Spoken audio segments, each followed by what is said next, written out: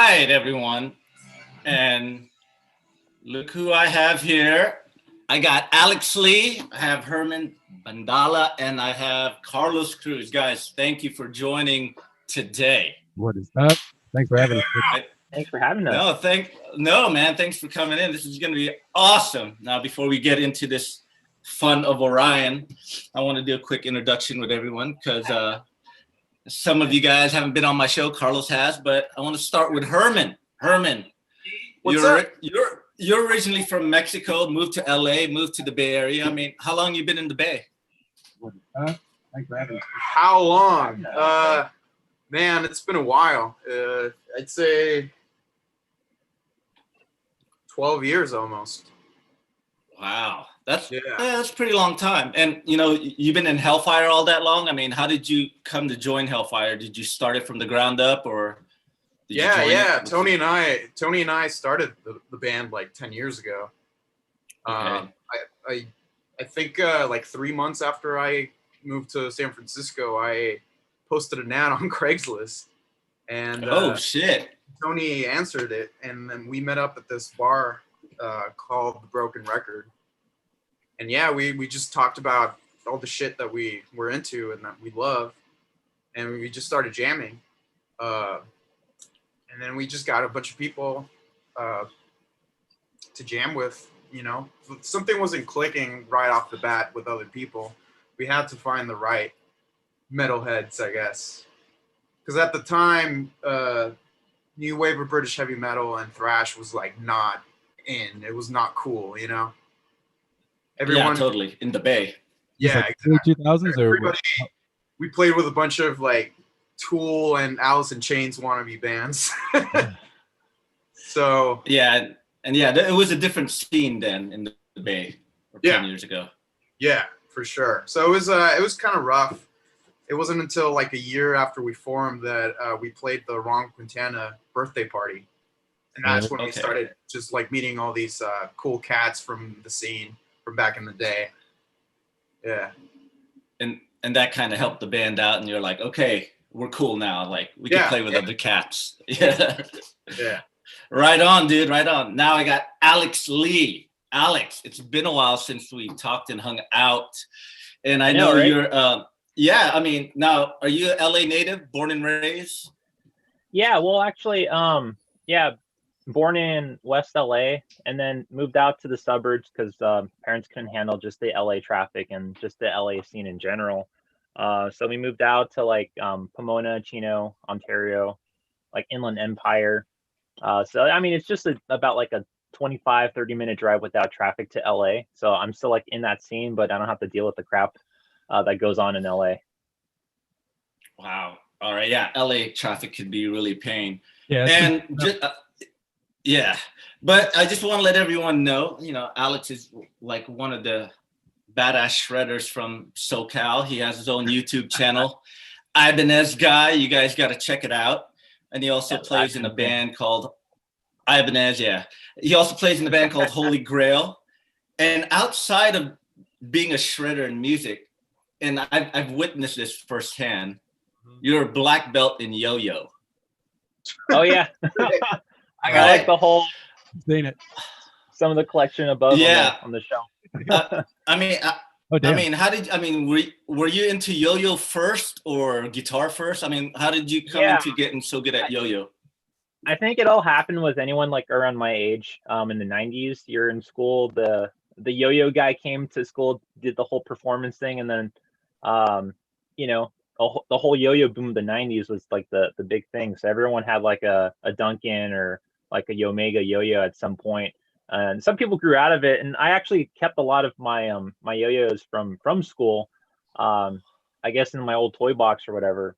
And I think when the whole YouTube thing started to get pretty big, it kind of got me curious as to see what was happening with like the whole yo-yo thing. If it ever went anywhere, or if it just died, because basically, as I was growing up, my parents never let me go anywhere. Like if I wanted to go to Chuck E. Cheese, it had to be because it's like my brother's birthday party or like my cousin's birthday. If it was like any of my friends, they're like, nah, I don't trust them. You know, they seem too weird, so you can't go. So go do yard work. I'm on the same.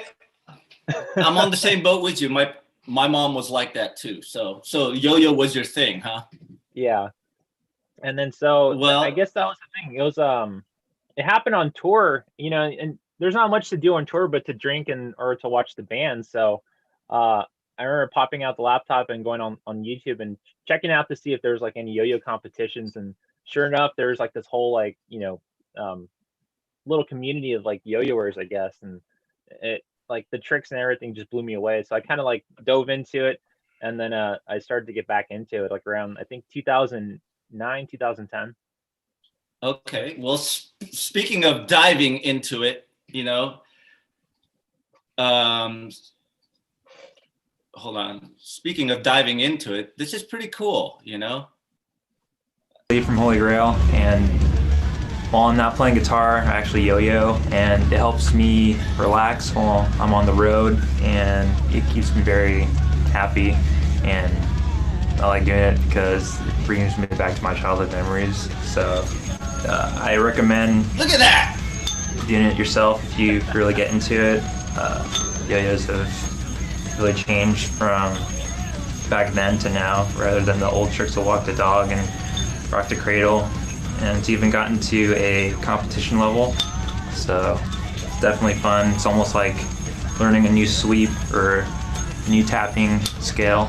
It's pretty rad. Dude, that's insane, bro. I mean, I've seen that firsthand on tour when you were in Bonded by Blood and we did a tour together. Yeah. I was like blown away, like, holy dude, I never seen anyone work the yo-yo like that. That You know, was the start. it's insane. I could barely get Have it. you gotten any better? You know what? Nowadays, not so much because with work and just music in general, it's just Yeah. it's definitely it became more of a passing time. And then like if I was to get into like the competitive level, it's kind of funny. It's like you'll have me, and then you got like the 5-year-old right there that's gonna beat my ass. So it's like Have you know, rather have you than make have you it been so bad. have you been in competitions? I've been into one competition, and I guess I don't do well under pressure or under competition because they base everything by like a point based system. So if you execute a trick correctly, they give you a point. If you mess up, they give you a negative click. Yeah. So I think the whole thing of just like, you know, 5 judges watching you and your performance, I just completely like buckled under pressure. And then but I mean, like, going there is fun because like you meet a lot of people, and just seeing like where it's gone from just like the standard just going, you know, up and down to like all these crazy tricks that, you know, people are inventing right now. Gotcha. Well, man, dude, that yo-yo thing is hella impressive. Now we're getting to Carlos. If some of you who's watched my stream, Carlos has been on one of my episodes a while back. If you haven't seen it, it's a good interview. Go check it out on our YouTube page. It's on the playlist live and streaming. But to you know, make it short and sweet here, Carlos plays in Warbringer. He also plays in he has his own band called NecroSound, a one-man band, black metal band. He also plays in Ohm with Chris Poland from ex Megadeth jazz fusion band, and many other projects. I just got one question to ask you, Carlos. Where do you find the time to do all that stuff, bro? Man, that's a great question. I usually plan weeks ahead of like schedule. So I kind of keep a schedule and go, this is my calendar. This is the 7 days I have this week. How do I organize it to execute it all properly? So it's definitely a discipline, but that's just like one of many to maintain a balance. You know what I mean? It's like work here, friend there, lady there, family there. And weave in and out, you know, meetings here, practices there, recordings there. So yeah, very scheduled. Otherwise it wouldn't work. I'd just be like sloppy and all over the place. I know, dude. You seem to have that like corporate America mentality. You know, you're constantly working. I mean, I follow you on Instagram. You're just like Warbringer playthroughs, fucking you got Ohm, you got fucking NecroSound, you got all this stuff. I guess you produce with some producer down in LA. Yeah, so and, he's the producer who did the last 2 Warbringer records. So they've been gracious enough to have me back and do session work for them just as a player. If they have other artists that they're bringing into that studio, they have like the studio band, if you will. Even if you're not in that person's band, you know, they trust us to get, you know, the utmost quality in the studio setting. So yeah, it's been cool. Cool, you know, and you know, I know you're in Warbringer. I know you've done all this metal stuff, but I do want to check this out right here. This is really pretty sick.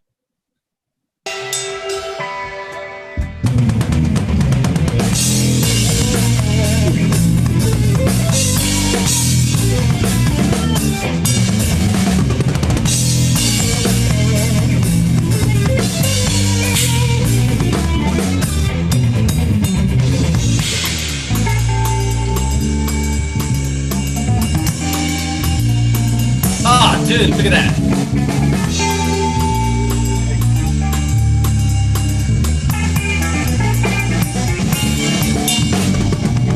Dude, that's some pretty cool stuff, dude. That's Awesome. some pretty cool stuff. Yeah, I mean, awesome, dude. So everyone, I got these guys here. First of all, I want to thank you guys for doing Orion. It's always been in my head. I mean, to tell you the truth, it's one of my favorite songs. And plus, I always wanted to cover that tune. One, and two, it doesn't have any vocals. So that makes it a lot easier. I can't sing. So, I mean, I had some challenges on that song because the riffing is really tricky. I mean, it looks easy, but the way it's played, it's, you know, really tricky. So I had to, you know, buckle down and figure it out. Did you guys have any hard parts? It seemed like you guys it was a breeze for you guys. I did the same that you did when I was doing like the scratch track for the bed track for it. I had to relearn all the riffs. Yeah. It was funny, but it's great. It's so much fun. It is. It is. Herman, I know you recorded at Will's and you were like, No bad. man, it's kicking my, you text me and you go, dude, this song's kicking my ass. Yeah, the solo was kicking my ass. It took me quite a few tries to nail that guy. And Now, you use like a couple of basses, right, for that track? yeah, because like the Steve Harris bass that I used for most of the track only has 21 frets, and I needed 24 to record the solo. So I used the other, like a Schecter bass for that. Okay. Yeah. Man, but it sounded good. Alex, I remember we were texting about it, and I remember you asked me, do I have to play Kirk note by note? And I told you, well, he does have some memorable lines, but just add your flavor. And I think you did it justice, dude. I could see your flavor within Kirk's solo, and I thought, man, if only Kirk played it that way. I know, right? Right? I mean, it's cool. I dug it. I think I think it turned out great, man. Kirk's like It's tough because he definitely has a style, you know. Yeah. Yeah, he does. He does. Style You know? and tone. I mean, he's not one of those type of shredders who arpeggios out and goes crazy. He kind of writes for the song. He's kind of like he's singing it through his guitar. So that's what I always liked about Kirk's playing, you know? So when you text me, I'm like, just go ahead. Like in his blues playing, it's like it's very hard to mimic at points, you know, like because his bends aren't so like just straight to the point. It's just like there's like little nuances to it that make it really unique, you know, that make it like, oh, that's Kirk, you know. Yeah. I mean, I dug it. And, you know, I mean, my wife did the video, and I'll tell you a funny story about the video. We were going at it for a while with the edits. I was like, no, we got to do this. We got to do that. And, you know, she won on all the edits. She was like, nah, we got to make you guys look like a band. You know what I mean? You know, because we saw a lot of playthroughs. It's cool. But then she started doing her magic, and I thought it turned out really well. So I was like, oh, cool. Great job. All right. Mm-hmm. Yeah, she did. I lost on that one, but it was cool. Another funny story is when I reached out to Carlos, I go, hey, man, I want to do these playthroughs. Do you want to do one? And I remember you go, what song? And I go, Orion. You came back with, let's do it. So, and I didn't know Orion had so many different BPMs in the songs. You know what I mean? Yeah. And I tried to track it. I have a Tascam. I couldn't figure out. I just stuck to one BPM. I sent it to you. And I remember you sent it back going, here it is, bro. Guitars, bass, drums. I'm like, all right, bro. Okay, I'll get this done. Then you sent a track list with all the different BPMs and all that, which is really cool. In case you wanted to build it on your own DAW or whatever you're working with. But it was one of those where I was listening to it live, like recently, to see what the arrangement was, and they play it so slow these days compared to the record. So I was like, all right, we'll keep it to the record, but time changes, you know, tempo changes, whatever it was. I did my best to keep it true to like the original, you know, Puppets recording as far as the drum goes. And that performance, because live, you know, he's just kind of throwing in fills here and there, but I was like, you know what, I'm going to keep it old school. No ride cymbal, no splash cymbals, no China cymbals, just kick, snare, hat, and, you know, the crashes, which is like the original. My buddy Steve. And the gong.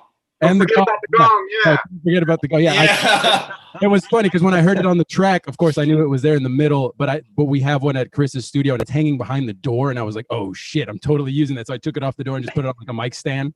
So it was like it came through. That was just lucky, but I'm glad I had it. It was awesome. Yeah, and it sounded good. Now, Carlos, how long did it take you to record your track? Was it a day or two, or is that something you knocked out on the drums? Oh yeah, no, I did maybe like 3 passes because I'm sitting there by myself doing it all. So I had to like mic up the kit myself, run into the control room, make sure everything's working, check all the like 5 cameras I had, by myself, run back and forth. So maybe like 3-4 passes, and whichever one I felt was the closest without like too many flubs. I was like, fuck it, we're good. So a couple hours. Dude, that ain't bad. It's funny when we were putting the video together and I was reaching out to everyone. Hey man, I need some video. Carlos, I was looking at you, and I say this out of a term of endearment. Yeah. What a motherfucker! This dude came with 5 camera angles already edited, and I was like, oh man, I was like, had to step up my game. I'm like, how am I gonna do this, dude? Alex had to come with this nice HD camera. I'm like, oh man, his is so clean. I know it's so clean, and me and her. I saw Carlos. I'm like, God damn, he's got some good production. I got to make it look nice too. Yeah, Carlos came out. Me and Herman are all like, okay, what are we gonna do here? Yeah, man, I was like pretty self-conscious about that. Like everyone's got a professional looking background, and I'm like in my fucking high school looking room.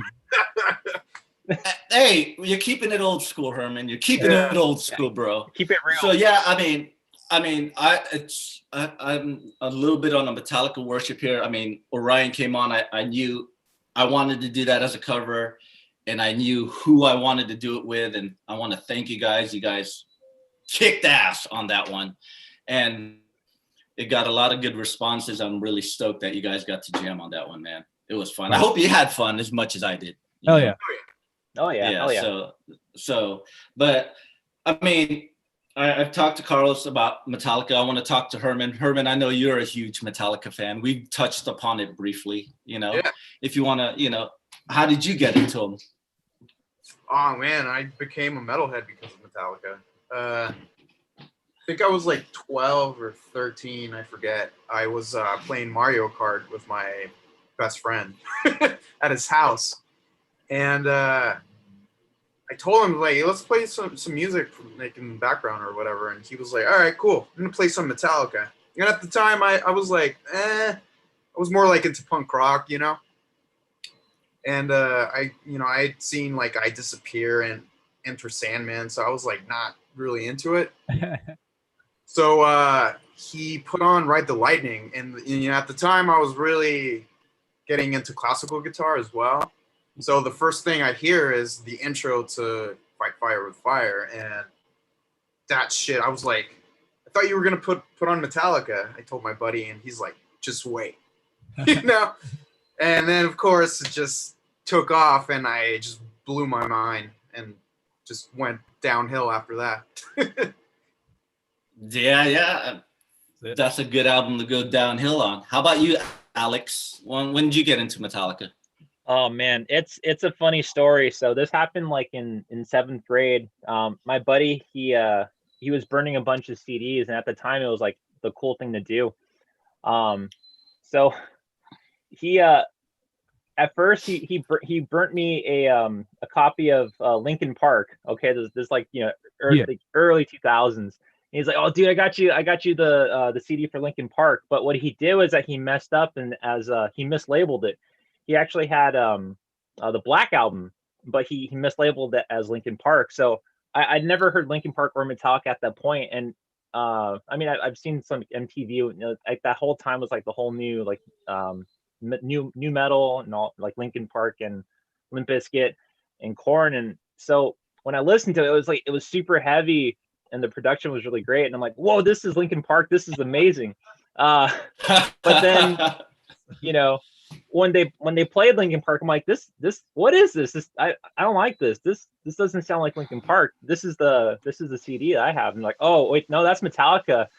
And so after that, like I went to the Borders nearby my house and just like went through like their whole catalog, because at the time you're able to like scan the barcode and it would give you clips of like of each song. Sick. And rather than like going from like Kill 'Em All, like I started off with like the Black Album and then Master of Puppets, and like I went and backtracked their catalog to the point where when I heard Kill 'Em All, I was like, wait, this sounds like so different. Like it's more raw, but like it threw me off at that time, because as like a junior high student, like it was so surreal just to see like the energy levels. It seemed like they just had like crazy amounts of energy when they began, and then just more refined as they went through the catalog. It was crazy.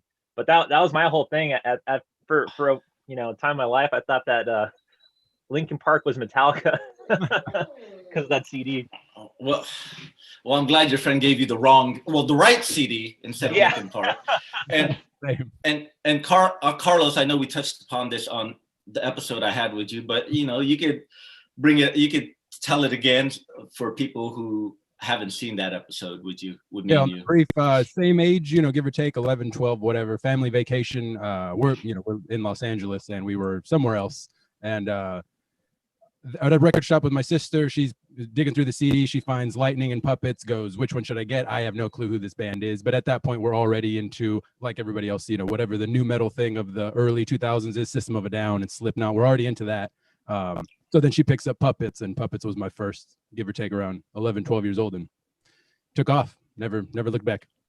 Never looked back. So did you go backwards or forwards with their catalog after Puppets? Right after Puppets, maybe like within the week or two, I got Lightning. And then from there, I started to jump around. So those two were like quintessential and still my two favorite records of all time. And then I started to jump around. Friends gifted me some of the 90s stuff like Reload. And then another buddy gave me Kill 'Em All, and another buddy gave me Injustice. So it kind of jumped around from that point. And I think Saint Anger was just coming out, and I was still new to it. I was like, well, this is fast. It's faster than all this new metal stuff like the System of a Downs and those types of bands. So I did like it. It didn't bother me because it was still new and I was still so young. Obviously going back now and looking at the big picture of the band and what they represent, obviously that doesn't rank in like top 5. But yeah, I just jumped around, but always Puppets and Lightning right here. Yeah, I hear you. I mean, I discovered Metallica. I bought the first album in '83, Kill 'Em All. I mean, Did you have the demo? but I was too young. No, I didn't get the demo. My friends had the demo, the No Life Till Leather.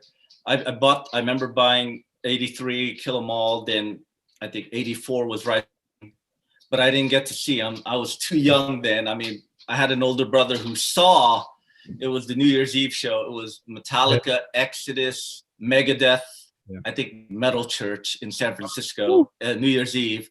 And I think that same night, New Year's Eve, Slayer was playing Across the Bay in Ruthie's Inn.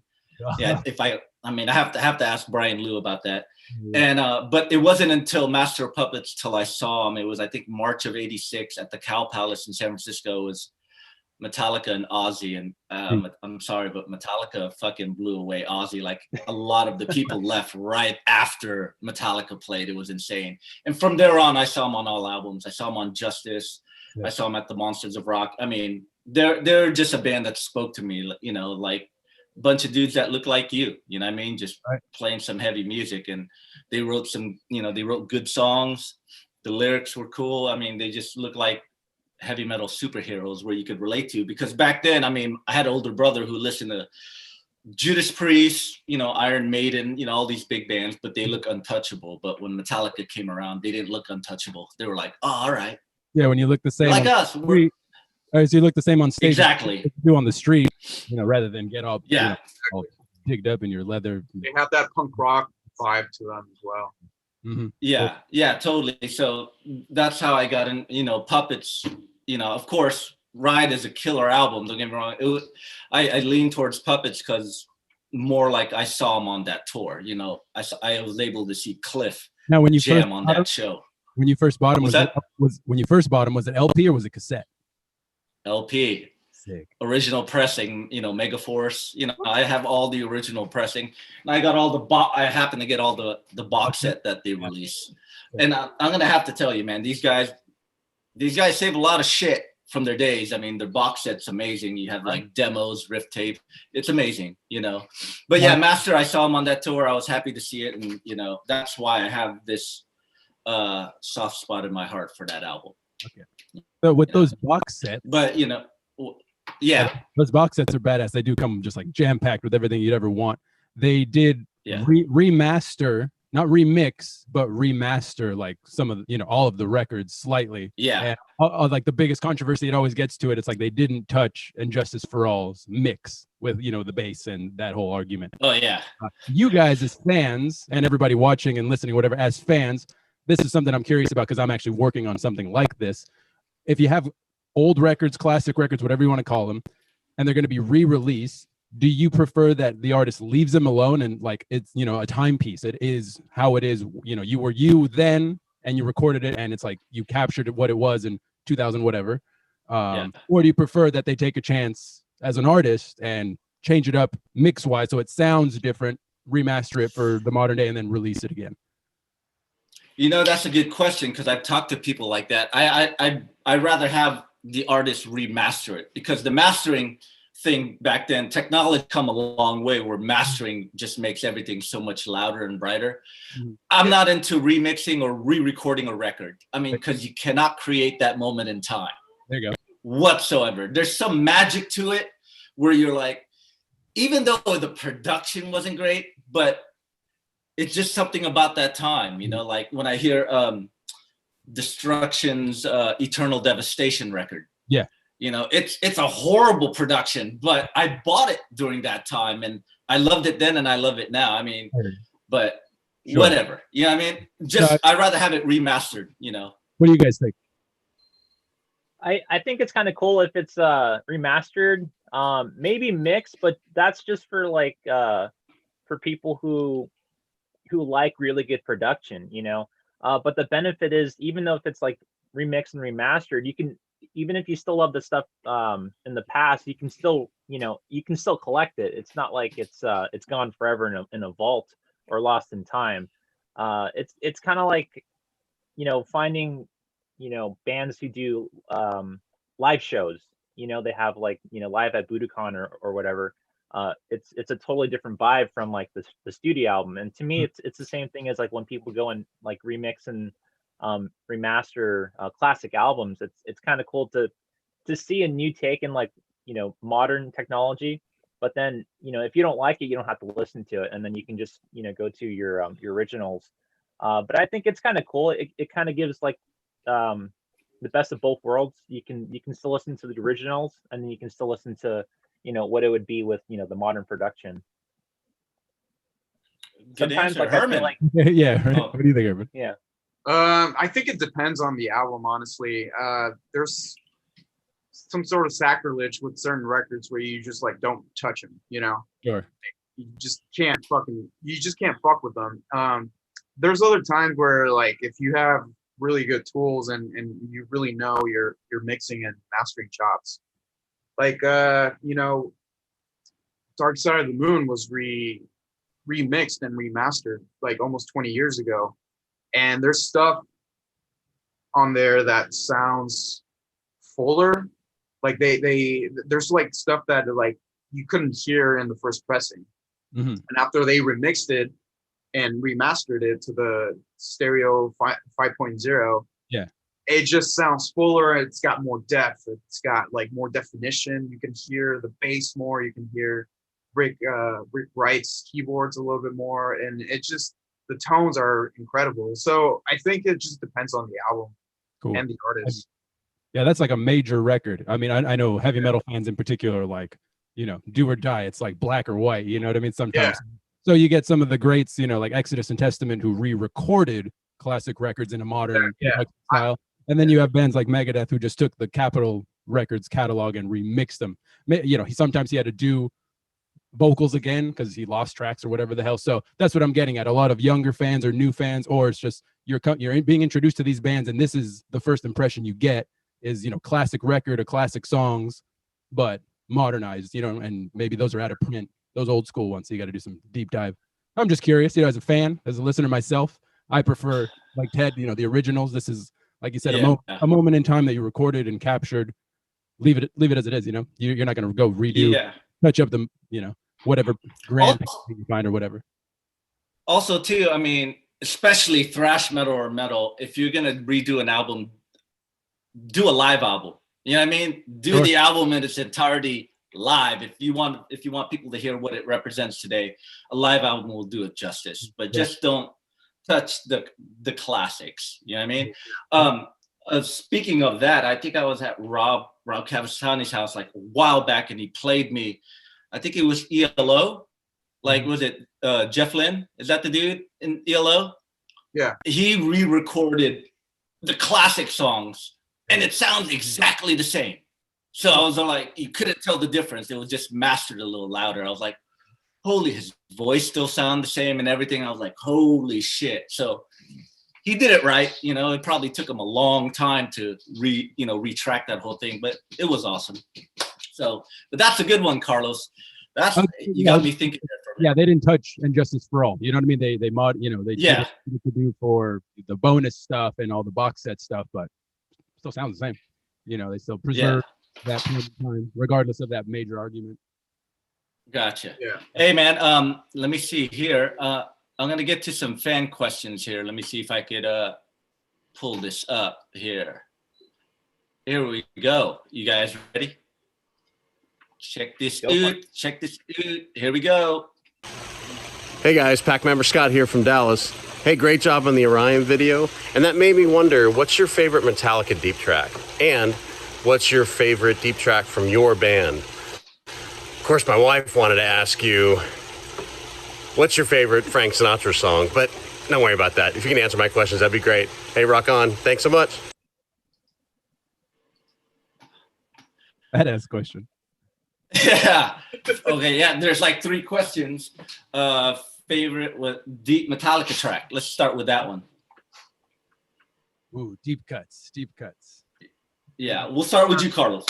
Damn. I mean, it's hard to like the first 5 records. I like every song. There's really I don't find anything that faults. Even people that like will vote on the popular songs, whatever. Deep cuts. Anything Mustaine had a hand in, kills. It doesn't get the attention that you say some of the other tracks on that same record, or even Kill 'Em All or Ride the Lightning. But I mean, like Escape kills, or, different vibes. Oh yeah. You know what I mean? Especially when it's coming after Trapped Under Ice and then Creeping Death, which is one of their best songs like ever. Right after it, it doesn't matter. It still kills. Some of those deeper ones, thing that should not be, Leper Messiah. The B side of Injustice is, those long songs with millions of riffs. The B side of Black Album, there's a lot of cool shit. It's a tough one, just because I enjoy it all.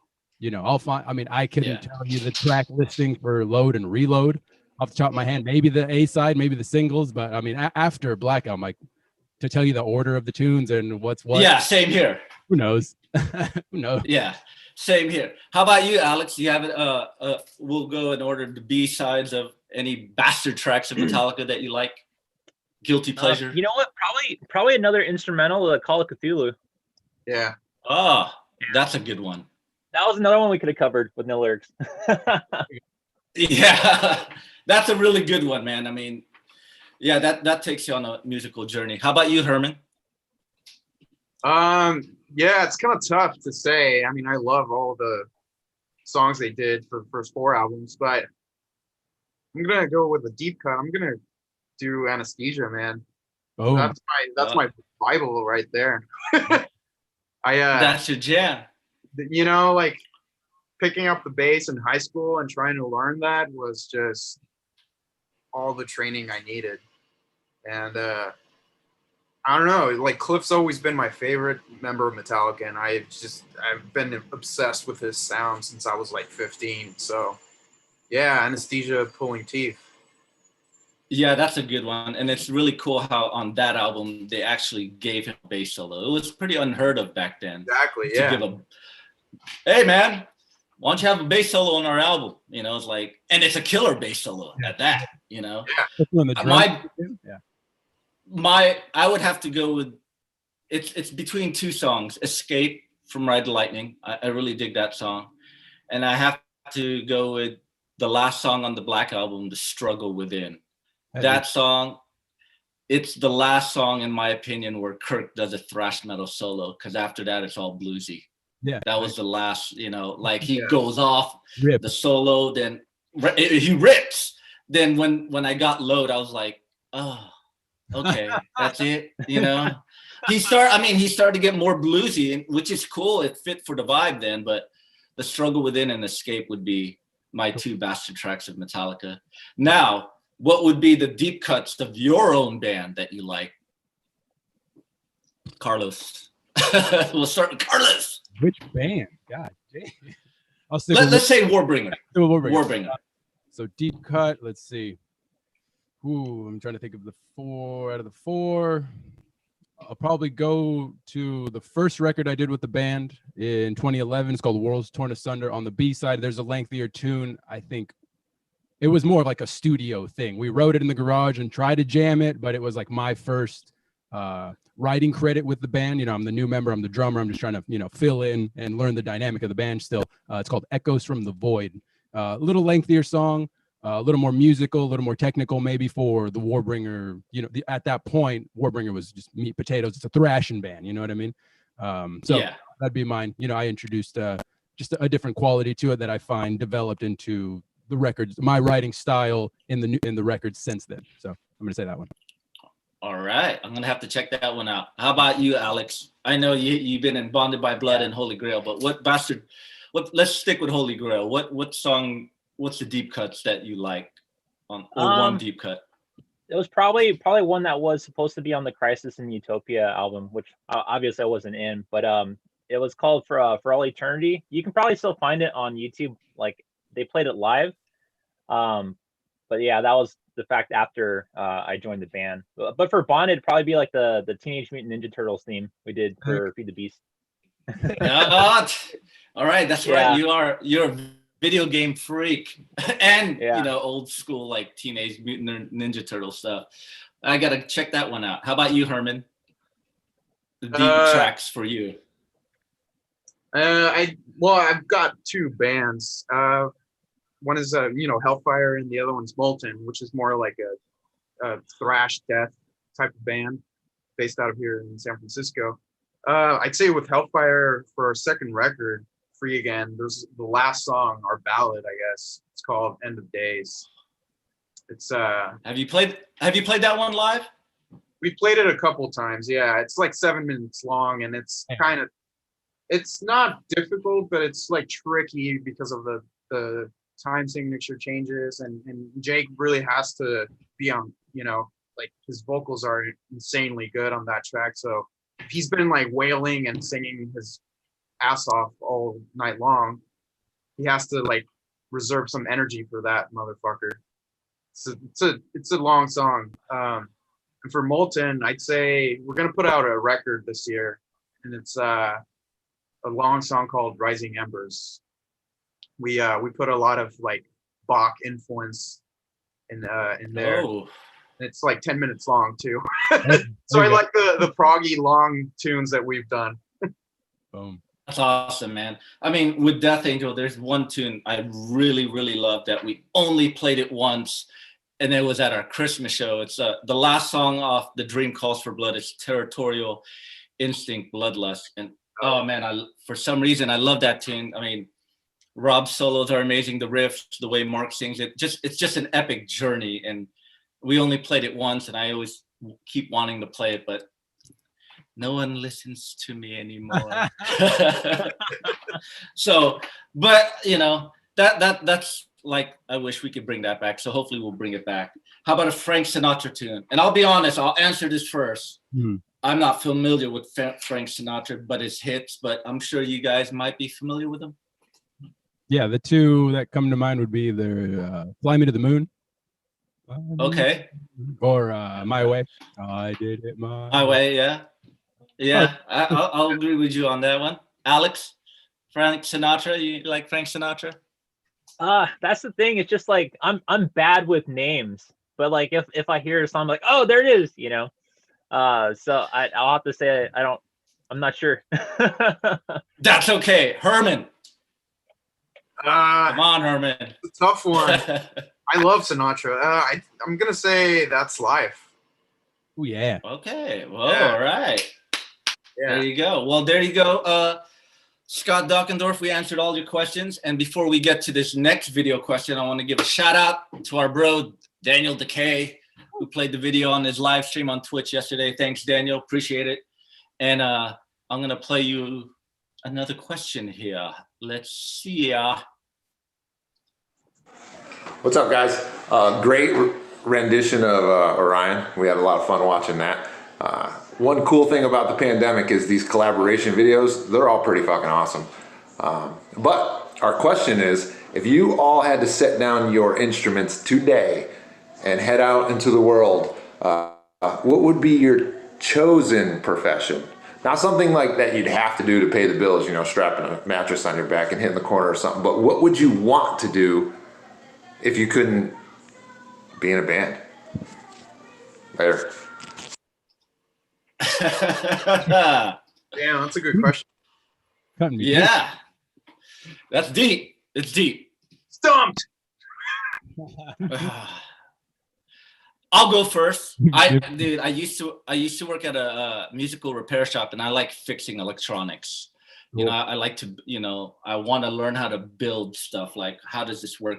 I like soldering things. I like, you know, putting things in a chassis and wiring things up, and, you know, learning about all this ohmage and, you know, like capacitors and all that. So I geek out on that stuff. So that's what I'd do. I'd get into that sort of trip. I'm over here. Right. Give me music or give me death. Yeah. Carlos, what would you do, bro? Shit. It'd probably be something I'd still put my mind to and like study and, you know, accept that I'd be forever a student. Before music, for 7 years before really getting into drumming and music in general, I was into martial arts. So I was pretty damn close to a black belt. I studied Taekwondo and Hapkido for a good like 7 years. And once music came in, I moved, you know, further away from the dojo. I moved or got into high school and, you know, got into the bands in the backyard, party gig and all that type of thing. So I'd probably just, you know, bounce from the States and go somewhere, study, try to get that black belt. That's still a goal of mine. Go to Orion. Like that, yeah, go study with, you know, some grandmaster or something of the sort. I think that'd be cool, and just put my time and energy into something like that. Oh, that's awesome, man. If I didn't, That's you know, awesome. Yeah, if I didn't need to pay the bills, you know, if I could just go do yeah, totally. tournament or whatever. Yeah, you go over to the Shaolin Temple or something, huh? Where you don't got to do anything, just work out. That'd be dope. Yeah. Alex, what would you do if you had put down the instrument and just go and to the real world?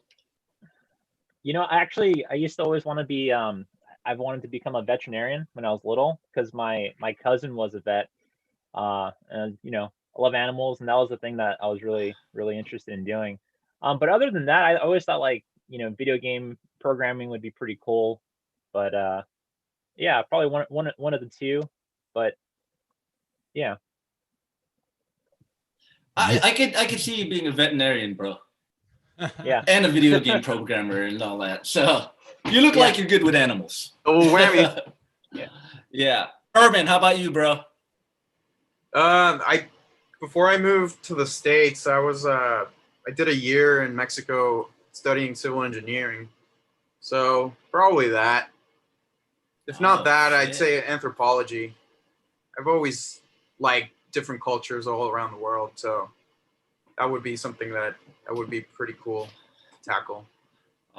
Damn, man, you guys, those are some good ass backgrounds and stuff. That's awesome. Hey, there's this one question that came into this feed. Yeah, it's for Alex. What's up with Holy Grail? Are you guys writing new stuff? You want to give us the update on Holy Grail? I haven't talked to them since the pandemic started. If that, I don't know if that's a good thing or bad thing. I mean, everyone they all have like their own lives, and you know they're definitely dealing with, you know, their own you know, personal lives. I mean, the last I heard with them is we had a few tracks that were, you know, demoed out. So I'm just basically waiting on them, seeing what's going to happen. But who knows? Hopefully we'll come together. But yeah. Sorry, I wish I had a more, you know, better answer for that. That's honest. That's the real. Yeah. You know, real That's an honest answer. Yeah. Real deal. But to touch upon that, you're writing a solo record, right, Alex? Ooh, that's- Exactly. I'm not trying to rush it as much because, you know, like with all of us, everyone's trying to just cram as much music as possible. So rather than just kind of getting it lost in like all of like the 100 other releases that are happening, you know, I kind of want to really take my time and like really build on it. And then I mean, I still need I don't want to program drums, but I need an actual drummer and you know, some actual musicians to play with it. I'll talk to you later, Carlos. yeah. Carlos and Herman right here. They'll probably fucking Yeah. shred all over that stuff. Now, what type of album is it? Is it more like shredding guitars type, or what's the It's a little bit style? of everything. Yeah, I mean, I had an idea of like this whole concept album where it starts off with like a lot of my early influences to basically transitioning into like my modern influences of now.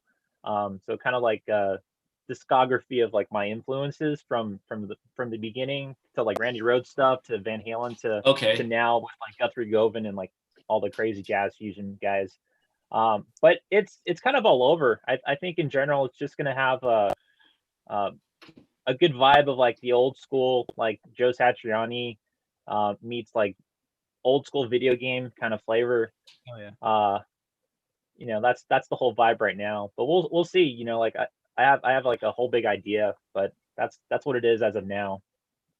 And it's always music. I mean, when you're writing, it's always evolving. It doesn't stick to one skeleton. It just keeps evolving. And I'm sure you know Exactly. that. You probably made a lot of revisions on your record. Another person on the feed says, Carlos is a beast from Chris Contos. Chris Contos. Yeah, that dude. I've known Chris Contos. That dude's a beast of a drummer too. I've known Chris Contos when he was in Verbal Abuse. And I remember when he started in Machine Head. Great guy, great BMX dude. I follow him on Instagram. Yeah, I've seen that. Just yeah, dude. I mean, cool guy, Chris. Right on, Chris, for jumping in. And there's this Eric Sire. It's a question for all four of us. Ever consider getting something going? All of you guys. Instrumental metal with a space touch is really lacking in the sound picture of the genre. Ooh, that'd be fun, right? Oh yeah. It would be fun. It would be fun to do. You know what I mean? Right now, I mean, like I said, with Orion, I just wanted to do something with GCats because, I've toured with you guys. We've hung out quite a few times and just, had a good time. And I was like, these guys would be good. And I had a good time doing it. But who knows, Eric Sire? Who knows what the future holds? We shall see. All I know is these guys are super busy. I know Herman, you mentioned Molten's got a new record coming out. Could you talk about that a bit? Yeah, we recorded it last year with Greg Wilkinson at Earhammer Studios.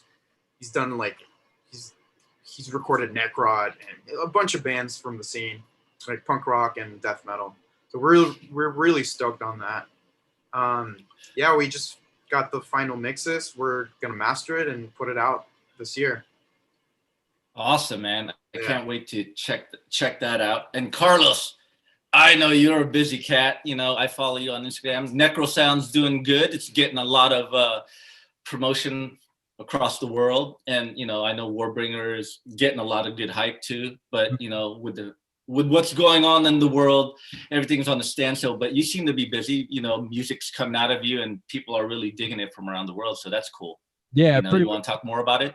Yeah, sure. I mean, last fall we did 58 shows in 60 days, and that was just if anybody got that opportunity, now they jump on it immediately to get the you know what I mean? But pretty much from that, I wanted to do the opposite. So give or take last fall into winter, I was just cool, just let me start writing and flip the script. And now with everything on hold until probably a year from now, realistically, for Warbringer anyway.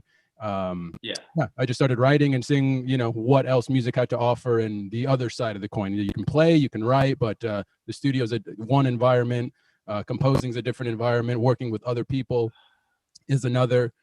So yeah, I mean, I'll be working more with Ohm and Chris Poland on some solo Chris Poland stuff. So more like Alex's solo record idea, more guitar oriented and the variety of that. The more immediate thing would try to be to do some more playthrough stuff for the Warbringer record. It's a brand new record, and I still want to be able to give it to the people, the best we can, maybe a live set thing and make it on demand or something like some of these bigger bands are doing. Could be a cool project to work on. And then the band I was in before Warbringer is called Hexen.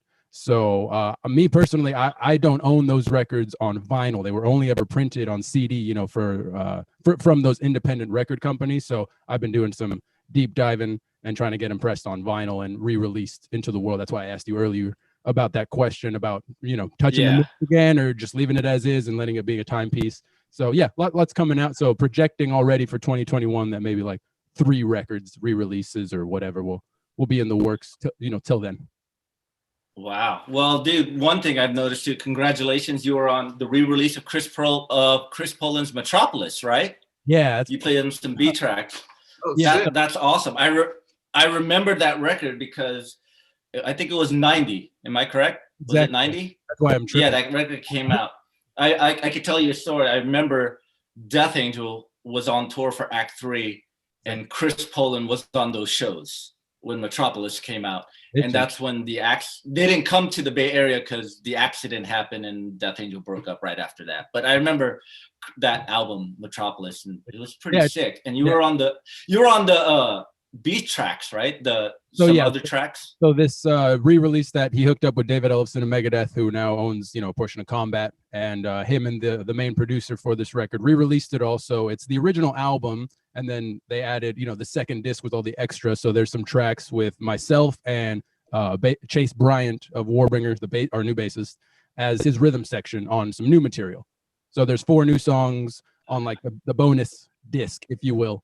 Gotcha. And some other live stuff. So pretty much it was a re-release where you still get the classic record from 90 and then some extra stuff of him writing now, just to package it well and update it. It's been 30 years. So no, it's crazy. When you open the vinyl and my name was all over it and he's thanking me and saying some incredible words, I was like, dude, you kidding me? Like my hero, and every time I walk into the room, they're shredding. I'm like, what the hell am I doing here?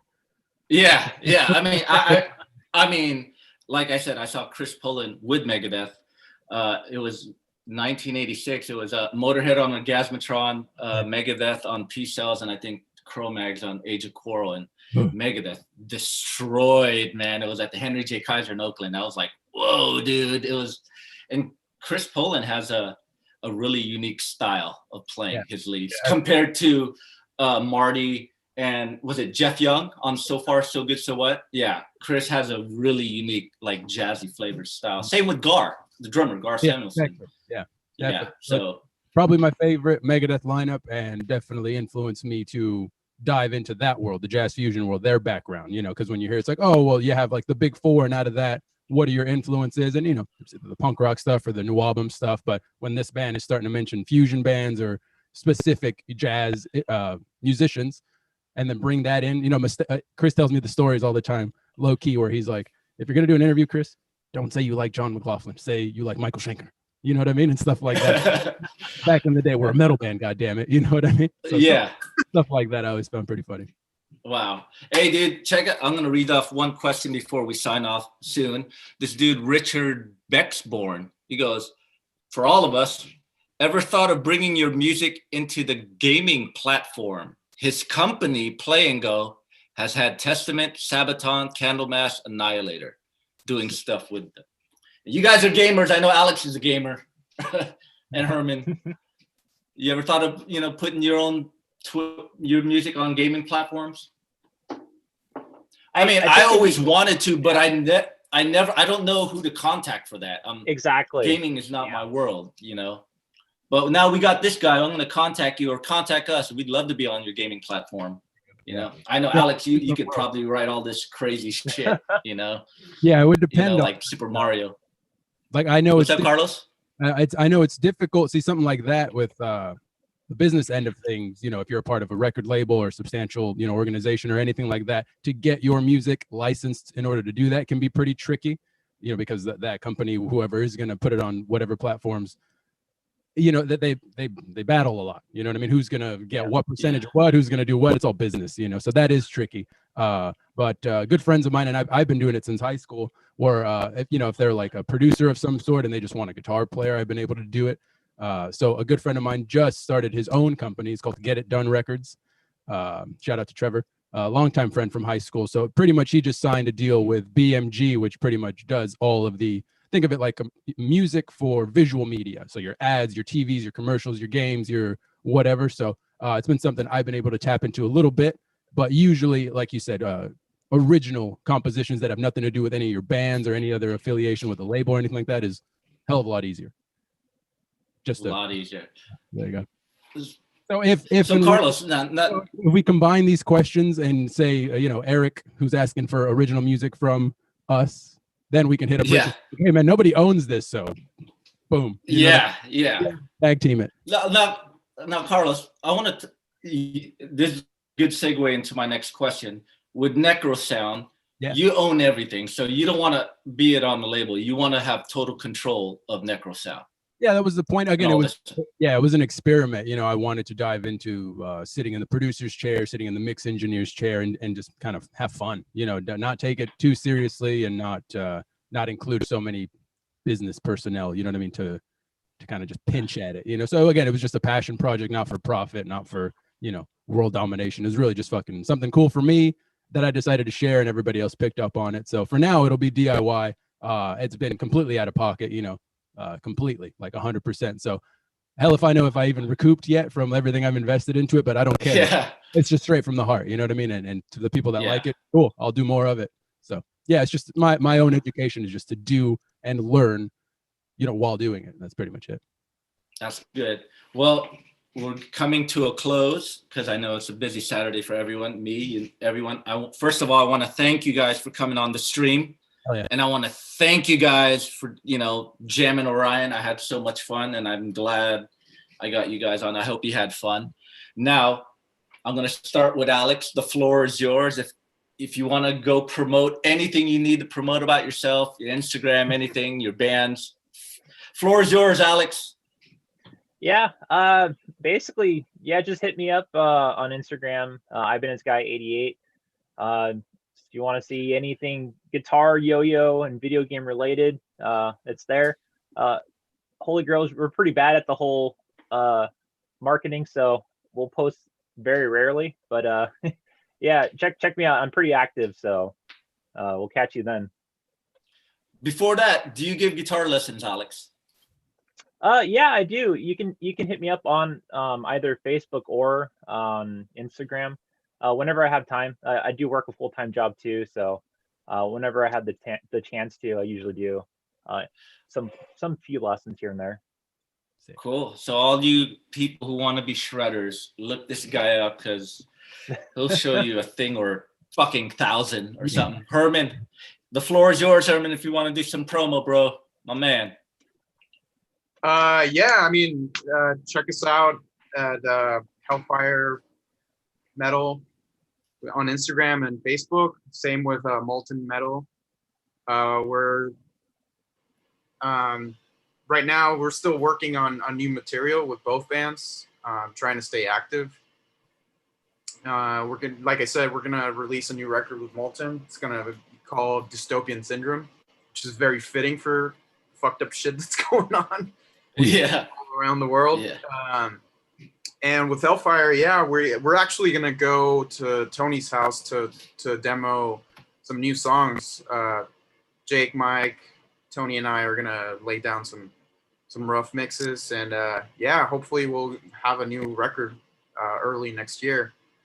On that note, I don't have an Instagram. That Dude, 69. Dude. Okay, this is a funny story. Tell it, Herman. Tell it. Road with Hellfire, everyone like Tony, Jake, and Mike were always giving me shit. You know, like, you got to start an Instagram account or whatever.